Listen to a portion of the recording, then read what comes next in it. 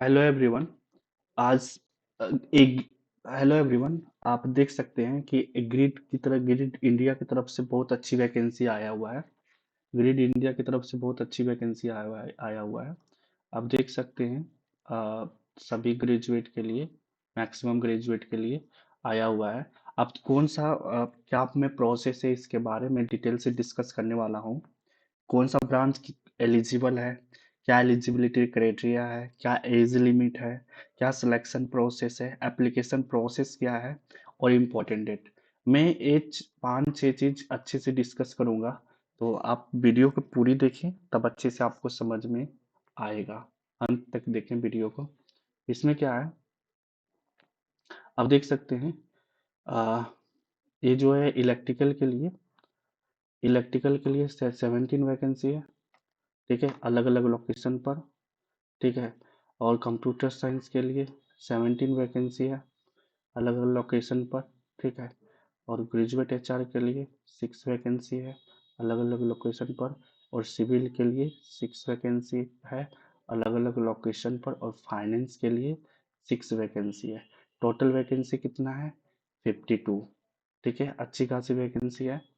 अ, इसका eligibility criteria क्या होना चाहिए?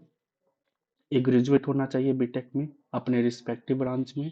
बीटेक इलेक्ट्रिकल के लिए मैं बता दूं कि बीटेक होना चाहिए, या बीई होना चाहिए, या बीएससी इंजीनियर होना चाहिए इलेक्ट्रिकल में। ठीक है। 4 ईयर का कोर्स होना चाहिए। कंप्यूटर साइंस आईटी के लिए क्या है, बीटेक होना चाहिए। बी बीटेक और बीएससी इंजीनियरिंग कंप्यूटर साइंस और आईटी में। इसमें जो बी बीटेक है एआई एमएल में, वो एलिजिबल नहीं है। और जो बी बी टेक है वो एलिजिबल नहीं है। तो जो एलिजिबल है उसके लिए है। ठीक है। फिर जो कंप्यूटर साइंस आईटी में है, वो एलिजिबल है। एचआर के लिए क्या होना चाहिए?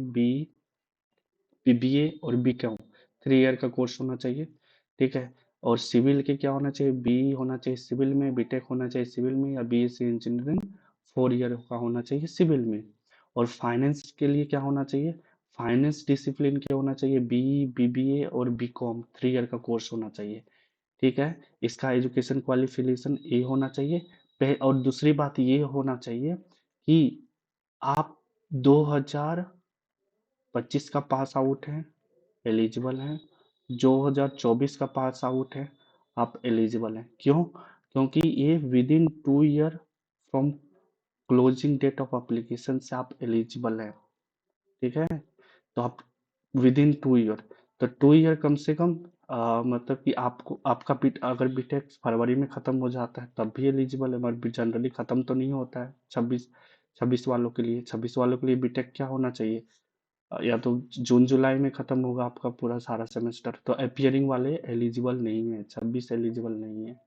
ठीक है। अब 2 साल के लिए जो है, जो 2 साल के लिए अलग कंप्लीट कर चुके हैं बी बीटेक या बीएससी बीबीए, ठीक है, या बीकॉम, है ना, तो वो एलिजिबल है। ठीक है। तो आज जिसका, अगर मान लीजिए फरवरी तक आपका, या मार्च तक, ठीक है, मार्च के एंड पहले तक, मतलब कि अब जनरली फरवरी तक जिसका कंप्लीट है, ग्रेजुएट फरवरी तक कंप्लीट हो चुका है, तो वो एलिजिबल है। That simple. ठीक है। अब दूसरी बात हम बताते हैं, एज लिमिट क्या होना चाहिए? एज लिमिट होना चाहिए 28 ईयर्स। ठीक है। एज रिलैक्सेशन होना चाहिए according to category, according to जो गवर्नमेंट ऑफ इंडिया का गाइडलाइन है, वही। जैसे जनरल ओबीसी के लिए होना चाहिए 3 ईयर्स, और एससी के एसटी के लिए होना चाहिए 5 ईयर्स। तो वो एलिजिबल है। ठीक है। और पीडब्ल्यूडी के लिए शायद 5 मोर देन 5 या 10 ईयर होना चाहिए। आप देख सकते हैं उसके वेबसाइट पर कितना है। ठीक है। तो ये जनरली मुझे याद है, मैं बता दिया। ये जनरली ये गवर्नमेंट ऑफ इंडिया का ये है rule, age limit. Medical fitness, आपका मेडिकली फिट कैंडिडेट होना चाहिए। ठीक है। दूसरी बात, सिलेक्शन प्रोसेस क्या है? मैं सिलेक्शन प्रोसेस के बारे में डिस्कस करता। सिलेक्शन प्रोसेस ये है, जो आपका बीटेक में जो परसेंटेज है वो 85% आपका कंसीडर किया जाएगा। बीटेक बी जो बैचलर में आपका परसेंटेज है, और 50% आपका कंसीडर किया जाएगा। 50% आपका कंसीडर किया जाएगा ये इंटरव्यू के लिए, तो टोटल 100%। ठीक है, टोटल 100%, आप देख सकते हैं। ठीक है, अब इसमें एप्लीकेशन प्रोसेस क्या है? अब इसका एप्लीकेशन प्रोसेस दो टू टाइप एप्लीकेशन प्रोसेस है इसका। पहला अब पहले हम डिस्कस कर लेते हैं। पहले आपको रजिस्टर करना है, पहले आपको रजिस्टर करना है। कहाँ रजिस्टर करना? पहले आपको रजिस्टर करना है नेट में, www net.education.in, इसमें आपको रजिस्टर करना है।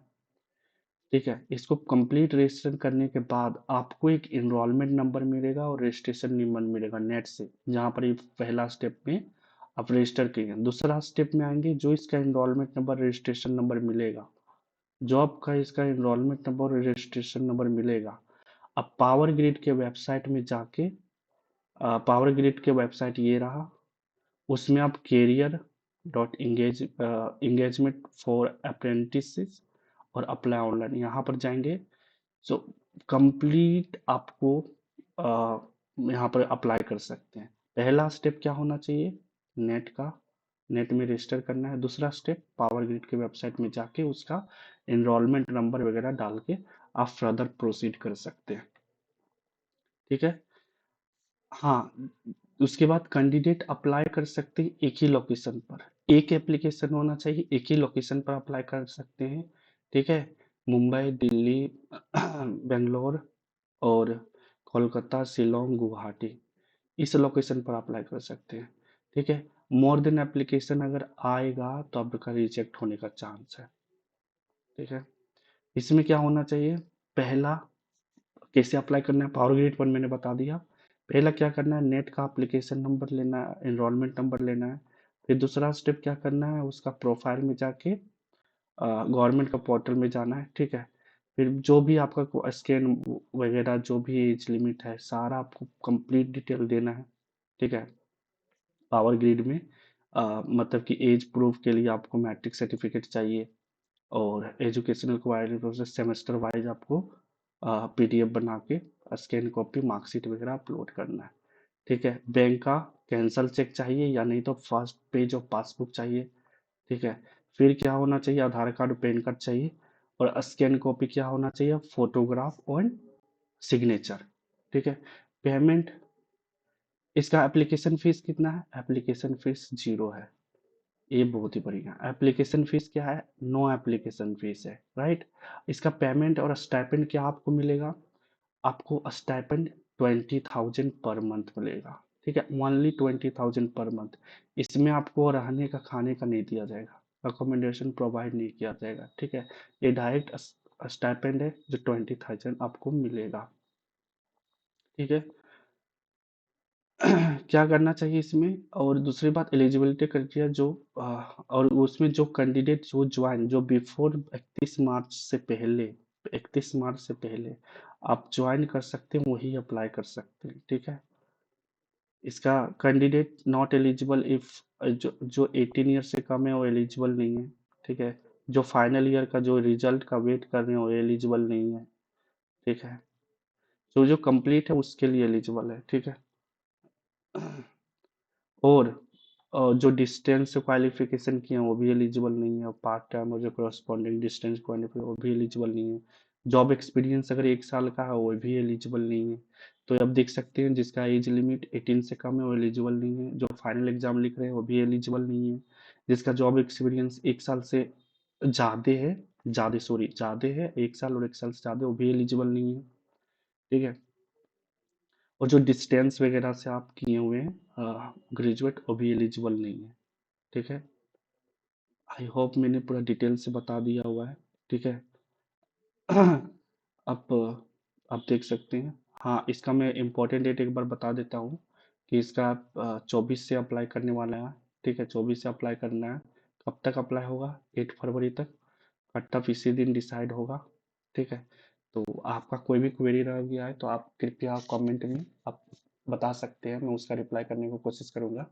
और ये पीडीएफ आप मेरे टेलीग्राम चैनल में अ, जा सकते हैं। ठीक है, ये टेलीग्राम चैनल में मिल जाएगा आपको। ठीक है, आप टेलीग्राम चेक कर सकते हैं, मेरे यूट्यूब चैनल में आपको पता चल जाएगा। Thank you. और नेक्स्ट नोटिफिकेशन के लिए आप सब्सक्राइब कर सकते हैं, ताकि आने वाले वीडियो आपको पता चले। ठीक है। Thank you so much.